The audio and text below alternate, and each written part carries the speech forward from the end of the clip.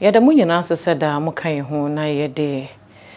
adesua de ebram na minhwɛ sɛ wo hwɛ a wo sa de ma wo nua so enya bi hwɛ. Ennɛ nso so yɛtena sɛ niema a ɛwɔ so yehu fa Daasebere Osei Bonsu to so mienu ehu no.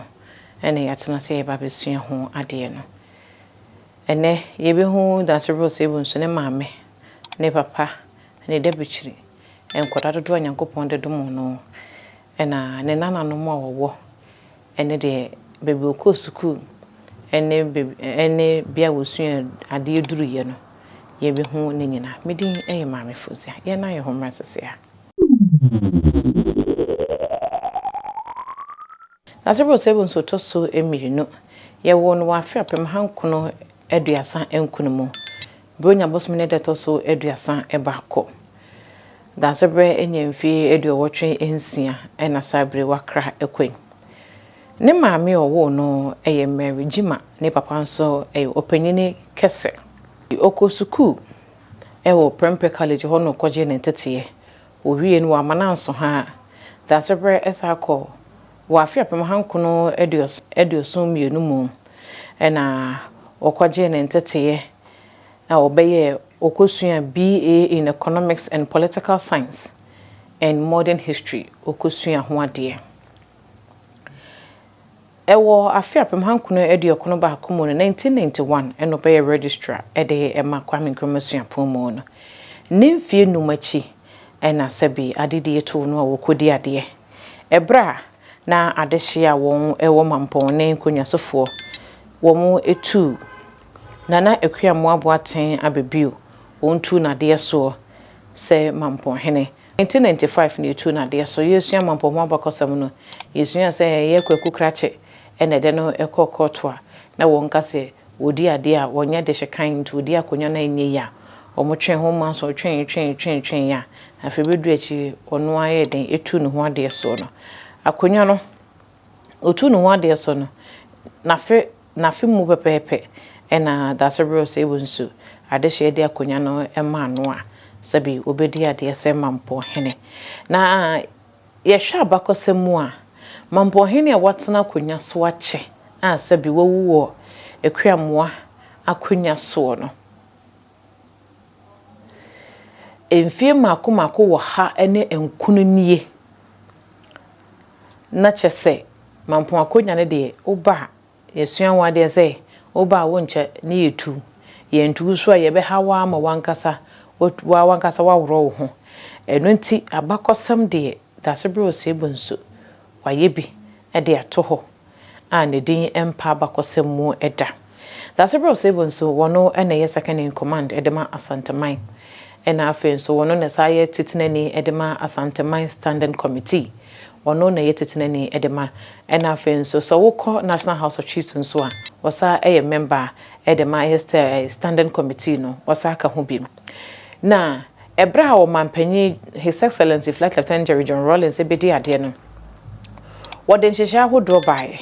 omotintim mmara no constitution no edumre bi wo hu se hia sakraye sakraye no a wode eba se hia bi no omo ete Constitutional Review Commission no na Daasebere Osei Bonsu na waka ho bi on ye hu adwuma nyina wieye no Constitution Review no hu awia eda eno nti o mampanyi John Evans Atamels a wonya ne baby ko His Excellency enso bedi ade no oma osa friend ananom de to won nim se hu akohia se oman mumre kunene ne ehia sakraye pa ewomu esanse ne mepi wo ma yesesa ebeboa na se bi wa ye de ka ho ebeboa eno so na Daasebere Osei Bonsu na waka baaso ku a yete won wa se bi won ye nhyehyɛ ni nyina na enso aban sesa ye ba ye no hu awia eno nti omanpanyi His Excellency John Dramani Mahama e ba ye no ena woni won nyina be hyiaye woni won ehyiaye standing committee no woni won hyiaye ena wode to woni mu sesei wa bai de wo be hwɛ sensa kraye mapa o mai mumre kunene ni hia no won ebeye eno ena Daasebere Osei Bonsu edeto omanpanyi ni mu se eye ade omo atwaye mu omo twen esanse niema wo senka enhyehye a wo mo ebusebusaye won echrochroye a wo mo de gu honom no se aban ma ho kwan na se ba be ye mra eno na be ye living document ede ama wo man no a emfaso ebeba so ede ama wo bia na brad asebro sebunso ede ne nsam mutodwa no mmekoti mra. To our first meeting as the Standing Committee of the National House of Chiefs. We graciously do welcome you, and once again, congratulations. You've done well, and as majority of us anticipated, that you go through our normal constitutional provisions, etc., etc., Ghana is safe. We thank you again for that. There's peace prevailing in the kingdom. If the outgoing illustrious president couldn't set a good tone or set a good tone, a lot depended on you as incoming. Fortunately for Nananum and our respective kingdoms, you graciously also extended your arm with good, ample opportunity for you to meet the president, outgoing president, and the two of you together, everything prevailed calm for Mother Ghana. We thank you once again for that. This is an important and impromptu meeting with just someone else, but as you touched on, we shall reserve a lot of the detailed discussion because there's a lot to be done. Because most of us have, at least I got to know it through TV3, that our ministry is no more than ministry as it is. There's a lot to be done structurally, and also with regard to how we interpret our constitutional standing and provisions, and vis-a-vis the Chieftaincy Act. What is most important to most of us is right down from the word go. I think this is an opportunity time for us, the National House of Chiefs, to once again go back and reassert ourselves. J.J. Rollins set the tune after taking over, and created chieftaincy, etc., and so on. Those of us who are old men now, I had my 86th birthday 4 or 5 days ago.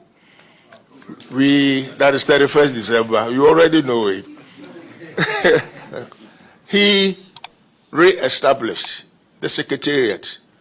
under National House of Chiefs, the then president, etc. So we had direct control, direct negotiation, dealings with the presidency,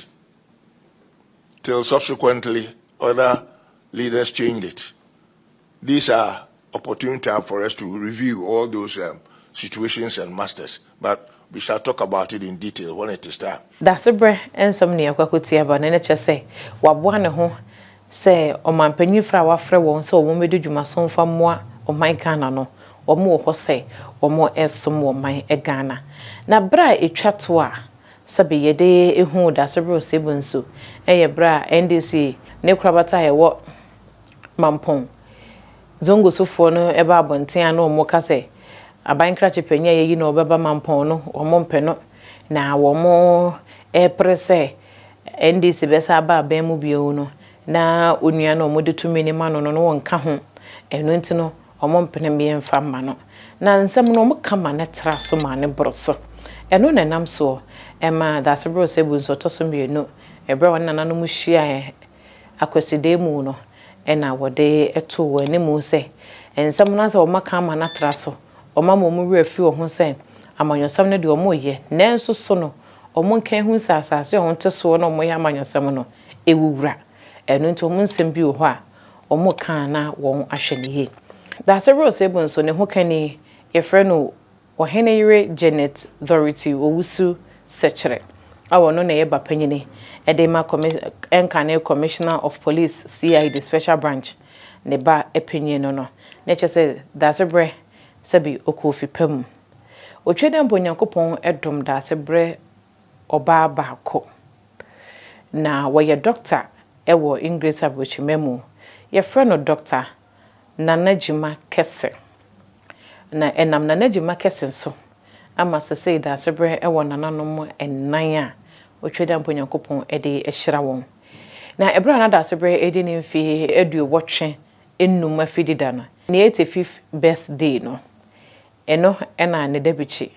e kan sem de ene odonsem e de kire no mo mi nkotimra. Been married for 49, 50 years, I think. We met in 71 and we got married in 74. Our child is 46, so if you added 2-3 years, it's about 50 years. The fact that I'm still here means the marriage is okay. All marriages have problems, but it's a matter of patience, loving, and forgiving. I wish that he will be around for forever. But I pray for long life, good health, and all the joy that he can enjoy at his age of 85. God has been good to him and to all of us, and we pray that continues till God's own appointed time. We make a change and say, "Mama, udapa, eradin shirano, mama no kwa ahodin wom." Now I'm fantasy. Send ye to what he say, copim say, eradina mrebesu, na obefrena kufi. Dr. Nanajima Kese was a chede be anyone with trade and Ponyakopon. Sebi, what the beman one and neighbor saw as saying, a chede power dear man or yene papa. Was a de papa ye japa, or donaman a brosso. And I'm no so, I'm there, and I'm no so now man, there what you be what drew. And when to do what can I say? A chede po trade and Ponyakopon dear mano. I was as you saw, and then a papa. Daasebere Osei Bonsu II, Daddy as I call him, is a remarkable person and an amazing father. It's been my good fortune that God chose him to play that role in my life. I adore him, my children adore him, and there is nothing that he will not do for me and mine. The best part is,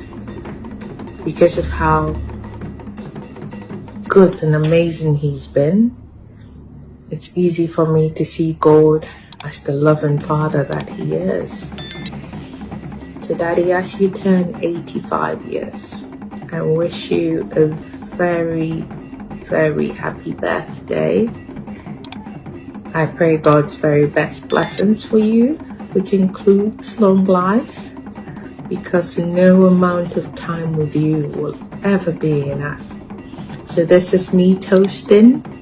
to the next 20 years. Happy birthday, Daddy. Love you. Daasebere Osei Bonsu ene yehu baby awoko school ne bia awoko school no say ne profession na wo ye lawyer and afenso so no eye economist and as say wakra ede akono na say the euro Mamponghene ehye no say adeduanan pepepe say be yenkra no omehwe no nkra na ade na yenya na namusini no ye wonom say yesom eno de beto fom bia no ye de bebrem ene yehu Daasebere Osei Bonsu to so bienu ne ho kani so ne papa ena afenso wono ane papa ena ne maame ne ba wo no ne nananom ena afenso niema hodo a anam ne nsaso ama asanteman nsaka yebekoso ade abrem sanse de Daasebere Osei Bonsu ayede ama asanteman no edoso wasum yi pa enu nti yebefa de mako na yede abro esanse emfie aduonu nkono no enye mfiketwa niema waye wo mudoso enu nti yede ne nyina bebremo ama wo hu ne yi medin ede maame Fauzi otwede mponyankopon yadoma ebihia makram